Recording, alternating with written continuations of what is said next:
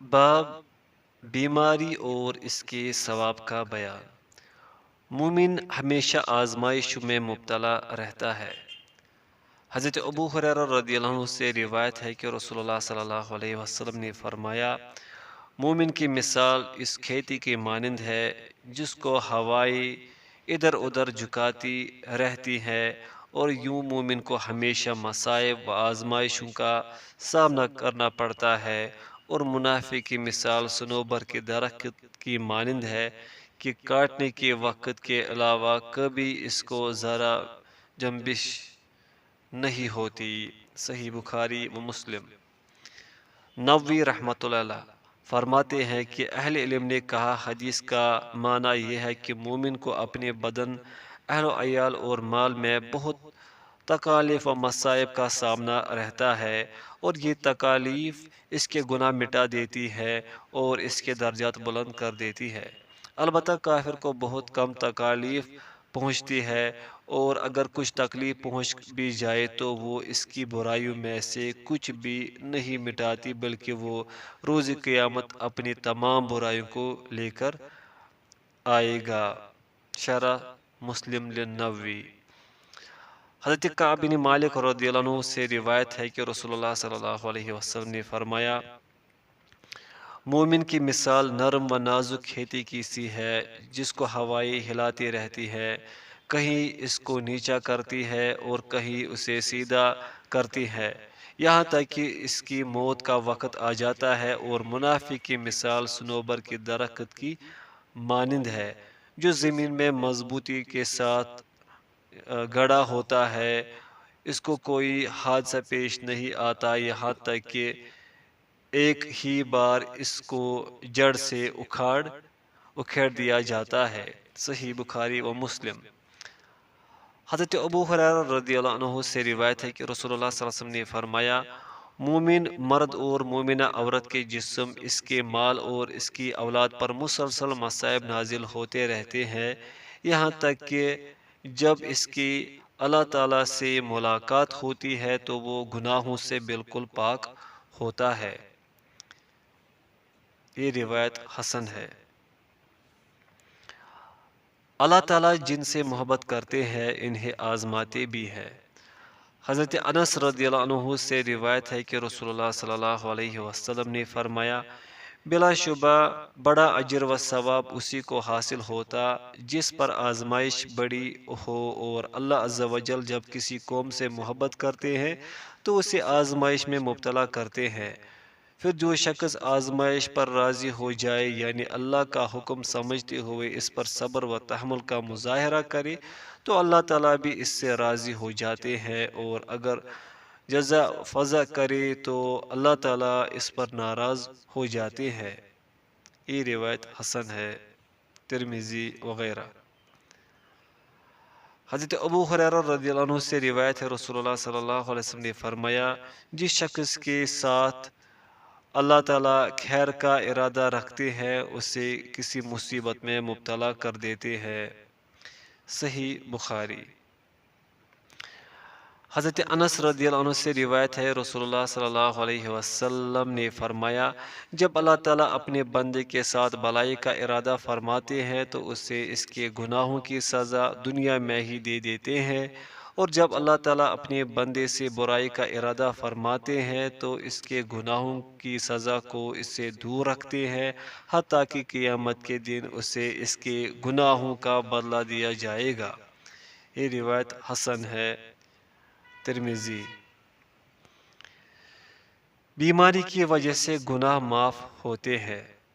حضرت عبداللہ بن مسعود رضی اللہ عنہ سے روایت ہے کہ میں رسول اللہ صلی اللہ علیہ وسلم کے پاس گیا تو آپ کو بخار تھا، میں نے اپنے ہاتھ سے آپ کو چھوا تو میں نے کہا، اے اللہ کے رسول، آپ کو تو بہت سخت بخار ہے۔ آپ صلی اللہ علیہ وسلم نے فرمایا، ہاں مجھے تم میں سے 2 آدمیوں کے برابر بخار ہوتا ہے۔ تو حضرت عبداللہ رضی اللہ عنہ نے کہا کہ اسی وجہ سے آپ کو دوہرا اجر ملتا ہے۔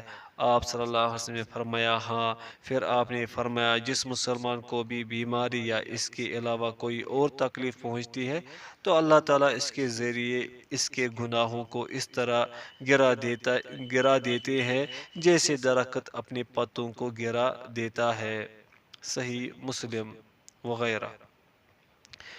ایک روایت میں یہ لفظ ہے جس کسی مسلمان کو کوئی تکلیف پہنچتی ہے تو اللہ تعالیٰ اس کے گناہ اس طرح جاڑ دیتے ہیں جیسے موسم خزاں میں درخت کے پتے جڑتے ہیں۔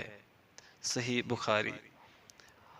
حضرت ابو ہریرہ رضی اللہ عنہ اور حضرت ابو سعید خدری رضی اللہ عنہ سے روایت ہے کہ رسول اللہ صلی اللہ علیہ وسلم نے فرمایا جس مسلمان کو کوئی تھکاوٹ، درد، فکر، تکلیف اور پریشانی لاحق ہوتی ہے، یہاں تک کہ اگر اس کو کانٹا بھی چبھتا ہے تو اللہ تعالیٰ اس کی وجہ سے اس کے گناہوں کو مٹا دیتے ہیں۔ صحیح بخاری، مسلم وغیرہ۔ اسود رحمۃ اللہ بیان کرتے ہیں کہ ایک قریشی نوجوان حضرت عائشہ رضی اللہ عنہا کے پاس آیا۔ اس وقت آپ رضی اللہ عنہا مقامی مینا میں تھی۔ وہ سب ہنس رہے تھے۔ حضرت عائشہ رضی اللہ عنہا نے کہا تم کیوں ہنس رہے ہو؟ انہوں نے کہا فلاں شخص خیمے کی رسی جس سے خیمہ باندھا جاتا ہے پر گر گیا اور قریب تھا کہ اس کی گردن یا اس کی آنکھ ضائع ہو جاتی۔ تو آپ رضی اللہ عنہ نے کہا ہنسو مت، بے شک میں نے رسول اللہ صلی اللہ علیہ وسلم سے سنا ہے۔ آپ نے فرمایا جس مسلمان کو کوئی کانٹا چبھا یا اس سے بھی کم تکلیف پہنچی تو اس کے لیے اس کے بدلے میں ایک درجہ لکھ دیا جاتا ہے اور اس سے ایک گناہ مٹا دیا جاتا ہے۔ صحیح مسلم وغیرہ۔ اہل آزمائش کو روز قیامت عظیم انعامات سے نوازا جائے گا۔ حضرت جابر رضی اللہ عنہ سے روایت ہے کہ رسول اللہ صلی اللہ علیہ وسلم نے فرمایا قیامت کے دن جب مصیبت زدہ لوگوں کو ثواب و عظیم انعامات سے نوازا جائے گا تو ہمیشہ دنیا میں عافیت و تندرستی کی زندگی بسر کرنے والی لوگ خواہش کریں گے کہ کاش دنیا میں ان کے چمڑے کینچیوں کے ساتھ کاٹ دیے جاتے اور آج وہ بھی ان انعامات کو حاصل کرنے کے قابل ہو جاتے جو اہل آزمائش کو ملے ہیں۔ یہ روایت حسن ہے۔ ہدایت الروات، ترمذی وغیرہ۔ بخار کو برا مت کہو، یہ تو گناہوں کا کفارہ ہے۔ حضرت جابر رضی اللہ عنہ سے روایت ہے کہ رسول اللہ صلی اللہ علیہ وسلم ام صائب رضی اللہ عنہ کے ہاں تشریف لے گئے۔ آپ صلی اللہ علیہ وسلم نے فرمایا کیا وجہ ہے تو سخت کانپ رہی ہے؟ اس نے عرض کیا بخار کی وجہ سے، اللہ اس میں برکت نہ فرمائے۔ آپ صلی اللہ علیہ وسلم نے فرمایا بخار کو برا بلا مت کہو کیونکہ بخار لوگوں کے گناہوں کو اس طرح دور کر دیتا ہے جیسے بٹی لوہے کی میل کچیل کو دور کر دیتی ہے۔ صحیح مسلم وغیرہ۔ حضرت ابو ہریرہ رضی اللہ عنہ سے روایت ہے کہ رسول اللہ صلی اللہ علیہ وسلم نے ایک بیمار کی عیادت کی اور اس سے بخار تھا۔ آپ صلی اللہ علیہ وسلم نے اسے فرمایا خوش رہو، اس لیے کہ اللہ تعالیٰ کا ارشاد ہے کہ بخار میری آگ ہے، میں دنیا میں اپنے مومن بندے کو اس میں مبتلا کرتا ہوں تاکہ قیامت کے دن یہ اس کے لیے جہنم کا عوض بن جائے۔ صحیح ابن ماجہ۔ سلیم ہلالی بخار کو گالی دینا حرام ہے کیونکہ یہ گناہوں کو مٹاتا ہے۔ مرگی کے مرض میں صبر کا ثواب۔ عطا بن ابی رباح رحمۃ اللہ سے روایت ہے کہ حضرت ابن عباس رضی اللہ عنہما نے مجھے کہا میں تمہیں ایک جنتی عورت نہ دکھاؤں؟ میں نے کہا کیوں نہیں، ضرور۔ انہوں نے کہا یہ سیاہ رنگ کی عورت جو نبی صلی اللہ علیہ وسلم کے پاس آئی ہے اور اس نے کہا اے اللہ کے رسول مجھ پر مرگی کا حملہ ہوتا ہے اور میرے کپڑے جسم سے دور ہو جاتے ہیں۔ آپ صلی اللہ علیہ وسلم میرے لیے اللہ تعالیٰ سے دعا فرمائیے۔ آپ صلی اللہ علیہ وسلم نے فرمایا اگر تو چاہے تو اس بیماری پر صبر کر اور تیرے لیے جنت ہے، اور اگر تو چاہے تو میں اللہ تعالیٰ سے تیری عافیت کی دعا مانگتا ہوں۔ اس نے جواب میں کہا میں صبر کرتی ہوں۔ اس نے مزید کہا کہ میرے کپڑے اتر جاتے ہیں، دعا کیجیے کہ میرے کپڑے نہ اترے۔ آپ صلی اللہ علیہ وسلم نے اس کے لیے دعا فرمائی۔ صحیح بخاری وغیرہ۔ آنکھوں کی بصارت ختم ہو جانے پر صبر کا ثواب۔ حضرت انس بن مالک رضی اللہ عنہ سے روایت ہے کہ میں نے رسول اللہ صلی اللہ علیہ وسلم کو فرماتے ہوئے سنا کہ اللہ تعالیٰ فرماتے ہیں جب میں اپنے کسی بندے کو اس کے دو محبوب اعضاء یعنی آنکھوں کے بارے میں آزماتا ہوں یعنی نابینا کر دیتا ہوں اور وہ اس پر صبر کرتا ہے تو اس کے بدلے میں اسے جنت دیتا ہوں۔ صحیح بخاری۔ طاعون اور پیٹ کی بیماری کا ثواب۔ حضرت انس بن مالک رضی اللہ عنہ بیان کرتے ہیں کہ رسول اللہ صلی اللہ علیہ وسلم نے فرمایا طاعون ہر مسلمان کے لیے شہادت ہے۔ صحیح بخاری و مسلم۔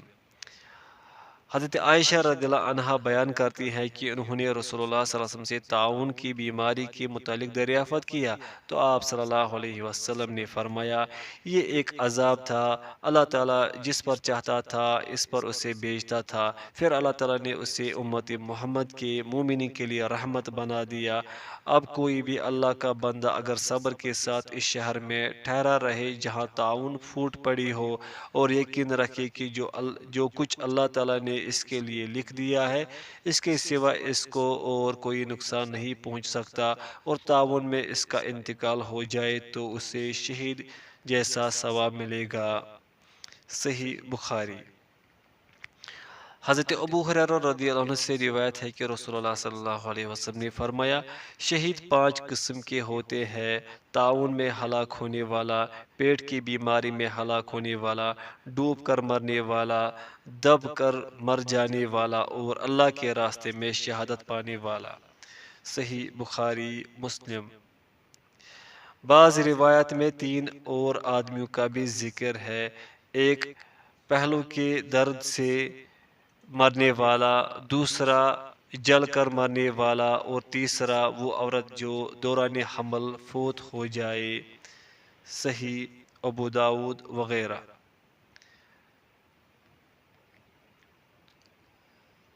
صاحب ذات الجن کی وضاحت فرماتے ہوئے ملا علی قاری رحمت اللہ بیان کرتے ہیں کہ یہ ایک یا زیادہ فسیہ ہوتی ہے جو انسان کے پہلو میں اندرونی جانب نکلتی ہے، پھر وہ پھٹتی ہے اور تکلیف روک دیتی ہے، بس وہی انسان کی ہلاکت کا وقت ہوتا ہے۔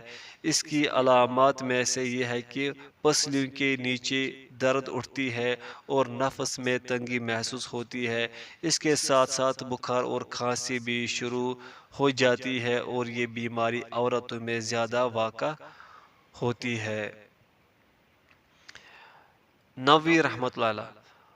مقتول کے علاوہ ان جملہ شہادتوں سے مراد یہ ہے کہ آخرت میں ان شہداء کا ثواب ملے گا، مگر دنیا میں وہ شہداء کی طرح نہیں بلکہ عام مسلمانوں کی طرح غسل دیے جائیں گے اور ان پر نماز جنازہ بھی پڑھی جائے گی۔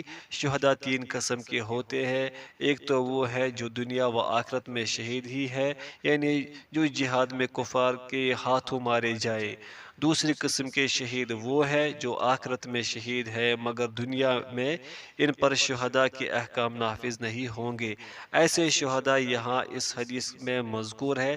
تیسری قسم کے شہید وہ ہیں جو دنیا میں تو شہید ہوئے مگر آخرت میں شہید نہیں، یہ ایسے لوگ ہیں جنہوں نے مال غنیمت وغیرہ میں خیانت کی۔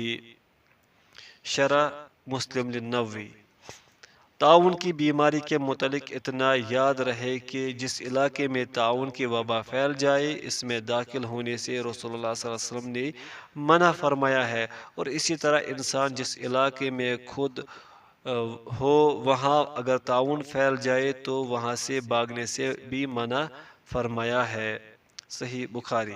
علاوہ ازیں ایک روایت میں یہ بھی ہے کہ مکہ اور مدینہ میں تعاون کی وبا داخل نہیں ہوگی۔ صحیح بخاری۔ مریض کے لیے ان تمام عبادات کا ثواب لکھا جاتا ہے جو وہ بحالت تندرستی کیا کرتا تھا۔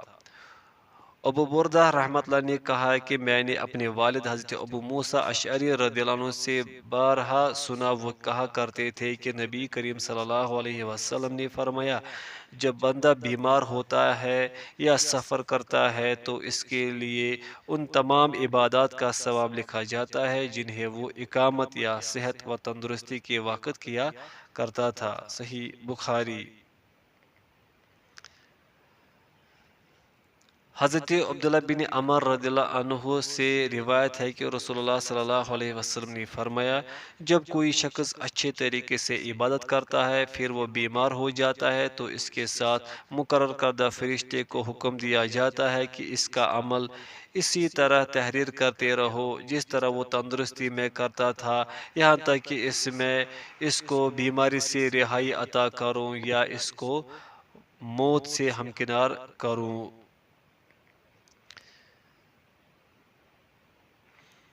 حضرت انس رضی اللہ عنہ سے روایت ہے، رسول اللہ صلی اللہ علیہ وسلم نے فرمایا، جب کوئی شخص جسمانی بیماری میں مبتلا ہو جائے تو فرشتے سے کہا جاتا ہے کہ اس کے ان صالح اعمال کو تحریر کرتے رہو جنہیں وہ بیماری سے پہلے کرتا تھا۔ اگر اسے بیماری سے شفا مل جاتی ہے تو وہ بیماری کی وجہ سے گناہوں سے دھل جاتا ہے اور اسے پاکیزگی حاصل ہو جاتی ہے، اور اگر اللہ تعالیٰ اسے فوت کر دے تو اسے معاف فرما دیتے ہیں اور اس پر رحمت نازل فرماتے ہیں۔ یہ روایت صحیح ہے۔ احمد۔ ملا علی قاری رحمۃ اللہ علیہ، جن عبادت کا ثواب لکھا جاتا ہے ان سے مراد نفلی عبادات ہے۔ بیماری سے پہلے صحت کی قدر کرنی چاہیے۔ حضرت ابن عباس رضی اللہ عنہما سے روایت ہے کہ رسول اللہ صلی اللہ علیہ وسلم نے فرمایا، دو نعمتیں ایسے ہیں جن کے متعلق اکثر لوگ نقصان میں ہیں، ایک صحت اور دوسری فراغت۔ صحیح بخاری۔ حضرت ابن عمر رضی اللہ عنہما فرمایا کرتے تھے کہ اپنی صحت سے اپنی بیماری کے لیے اور اپنی زندگی سے اپنی موت کے لیے کچھ ضرور حاصل کر لو۔ اللہ تعالیٰ سے عافیت و تندرستی کا سوال کرتے رہنا چاہیے۔ حضرت ابو بکر رضی اللہ عنہ سے مروی روایت میں ہے کہ رسول اللہ صلی اللہ علیہ وسلم نے فرمایا، اللہ تعالیٰ سے عفو و درگزر اور عافیت و تندرستی کا سوال کیا کرو، کیونکہ کسی کو بھی یقین یعنی ایمان کے بعد عافیت و تندرستی سے بہتر کوئی چیز عطا نہیں کی گئی۔ یہ روایت حسن ہے، ترمذی وغیرہ۔ حضرت ابن عباس رضی اللہ عنہما سے روایت ہے کہ رسول اللہ صلی اللہ علیہ وسلم نے فرمایا، اے عباس، اے نبی کے چاچا، کثرت کے ساتھ عافیت و تندرستی کی دعا کیا کرو۔ یہ روایت حسن ہے، حاکم وغیرہ۔ رسول اللہ صلی اللہ علیہ وسلم صبح و شام 3 مرتبہ یہ کلمات پڑھا کرتے تھے، اللہم عافنی فی بدنی، اللہم عافنی فی سمعی، اللہم عافنی فی بصری۔ اے اللہ مجھے میرے بدن میں عافیت دے، اے اللہ مجھے میرے کانوں میں عافیت دے، اے اللہ مجھے میری آنکھوں میں عافیت دے، تیرے سوا کوئی معبود برحق نہیں۔ یہ روایت حسن ہے، ابو داؤد وغیرہ۔ کیا مریض کی دعا جلد قبول ہوتی ہے؟ اس ضمن میں حضرت ابن عباس رضی اللہ عنہما سے مروی ایک روایت میں ہے کہ رسول اللہ صلی اللہ علیہ وسلم نے فرمایا، 5 افراد کی دعائیں قبول کی جاتی ہے، مظلوم کی دعا حتیٰ کہ وہ بدلہ لے لے، حج کرنے والے کی دعا حتیٰ کہ وہ گھر کی طرف واپس لوٹ آئے، مجاہد کی دعا حتیٰ کہ وہ اپنے اہل و عیال میں آ کر بیٹھ جائے، مریض کی دعا حتیٰ کہ وہ تندرست ہو جائے، اور بائی کی اپنے بائی کے لیے غائبانہ طور پر کی جانے والی دعا۔ پھر آپ صلی اللہ علیہ وسلم نے فرمایا، ان تمام دعاؤں میں سب سے جلد قبول ہونے والی دعا بائی کی اپنے بائی کے لیے غائبانہ طور پر کی جانے والی دعا ہے، لیکن وہ ضعیف ہے، اسے شیخ البانی رحمۃ اللہ نے بہت زیادہ ضعیف قرار دیا ہے۔ تاہم اتنا ضرور ہے کہ جو بھی اللہ تعالیٰ سے اخلاص کے ساتھ دعا کرتا ہے، اللہ تعالیٰ اس کی دعا کو ضرور قبول فرماتے ہیں، اور یقیناً مریض کی دعا میں عام آدمی سے کہیں زیادہ اخلاص ہوتا ہے۔ چنانچہ ارشاد باری تعالیٰ ہے کہ فَادْعُوا اللَّهَ مُخْلِصِينَ لَهُ الدِّينَ، سورہ غافر، تم اللہ کو اس کے لیے دین کو خالص کر کے پکارو۔ اسی طرح ایک اور مقام پر فرمایا، وَقَالَ رَبُّكُمْ ادْعُونِي أَسْتَجِبْ لَكُمْ، اور تمہارے رب کا فرمان ہے کہ مجھ سے دعا کرو، میں تمہاری دعا کو قبول کروں گا۔ بیماری میں موت کی تمنا کرنا جائز نہیں۔ حضرت انس رضی اللہ عنہ سے مروی ہے کہ رسول اللہ صلی اللہ علیہ وسلم نے فرمایا، تم میں سے کوئی بھی کسی درپیش مصیبت و تکلیف کے سبب ہرگز موت کی تمنا نہ کرے۔ صحیح بخاری۔ اس مسئلے کی مزید تفصیل کے لیے مقدمہ دیکھیں۔ شدت مرض کے باعث اپنے نفس کو قتل نہیں کرنا چاہیے۔ حضرت جابر بن سمرہ رضی اللہ عنہ سے روایت ہے کہ ایک آدمی بیمار ہو گیا تو اس پر چیخ و پکار کی گئی، پھر اس کا پڑوسی رسول اللہ صلی اللہ علیہ وسلم کے پاس آیا اور آپ سے کہا کہ وہ شخص فوت ہو گیا ہے۔ آپ صلی اللہ علیہ وسلم نے فرمایا، تمہیں کیسے معلوم ہوا؟ تو اس نے کہا کہ میں نے اسے دیکھا ہے۔ آپ صلی اللہ علیہ وسلم نے فرمایا، وہ فوت نہیں ہوا۔ وہ شخص واپس گیا تو اس آدمی پر چیخ و پکار کی جا رہی تھی۔ وہ پھر رسول اللہ صلی اللہ علیہ وسلم کے پاس آیا اور اس نے کہا کہ وہ فوت ہو گیا ہے۔ آپ صلی اللہ علیہ وسلم نے فرمایا، وہ فوت نہیں ہوا۔ وہ پھر واپس گیا تو اس پر چیخ و پکار کی جا رہی تھی۔ اس کی بیوی نے کہا کہ تم جا کر رسول اللہ صلی اللہ علیہ وسلم کو اس کی خبر دو۔ اس نے کہا، اے اللہ اس پر لعنت فرما۔ پھر وہ اس کے پاس گیا تو اس نے دیکھا کہ اس نے اپنے نیزے کے پھل کے ساتھ اپنی گردن کاٹ لی تھی۔ پھر اس نے نبی صلی اللہ علیہ وسلم کو آ کر خبر دی کہ وہ فوت ہو گیا ہے۔ تو آپ صلی اللہ علیہ وسلم نے فرمایا، تمہیں کیسے معلوم؟ اس نے کہا، میں نے اسے دیکھا کہ اس نے اپنے نیزے کے پھل کے ساتھ اپنا گلا کاٹ لیا ہے۔ آپ صلی اللہ علیہ وسلم نے فرمایا، کیا تو نے اسے دیکھا ہے؟ اس نے کہا، ہاں۔ تو آپ صلی اللہ علیہ وسلم نے فرمایا، تب میں اس کی نماز جنازہ نہیں پڑھوں گا۔ صحیح ابو داؤد۔ مریض یا مصیبت زدہ کو دیکھ کر یہ دعا پڑھے۔ حضرت عمر رضی اللہ عنہ سے روایت ہے کہ رسول اللہ صلی اللہ علیہ وسلم نے فرمایا، جس نے کسی مصیبت زدہ کو دیکھ کر کہا، الحمدللہ الذی عافانی مما ابتلاک بہ وفضلنی علی کثیر ممن خلق تفضیلا، تمام تعریفیں اس اللہ کے لیے ہیں جس نے مجھے اس مصیبت سے محفوظ رکھا جس میں تمہیں مبتلا کیا ہے، اور اس نے مجھے بہت سی دوسری مخلوق پر فضیلت عطا فرمائی ہے، تو وہ جب تک زندہ رہے گا اس مصیبت سے محفوظ رہے گا، خواہ وہ کوئی بھی مصیبت ہو۔ یہ روایت صحیح ہے، ترمذی۔ کیا امراض متعدی ہوتے ہیں؟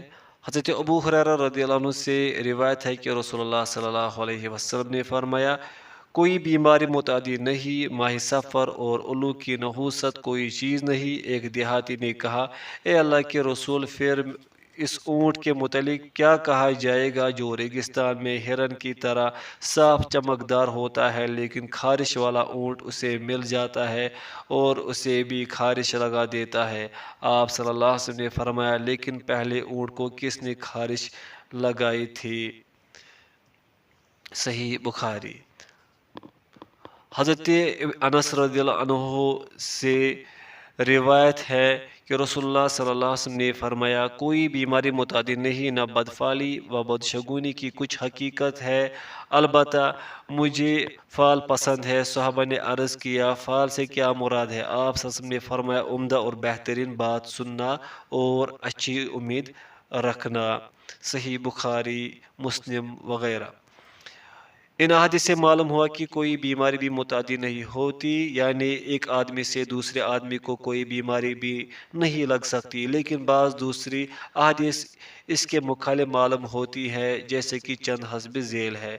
حضرت ابو ہریرہ رضی اللہ عنہ نے بیان کیا کہ رسول اللہ صلی اللہ علیہ وسلم نے فرمایا، کوئی شخص اپنے بیمار اونٹوں کو کسی کے صحت مند اونٹوں میں نہ لے جائے، تاکہ کہیں بیمار اونٹوں سے منتقل ہو کر بیماری تندرست اونٹوں میں نہ چلی جائے۔ صحیح بخاری و مسلم۔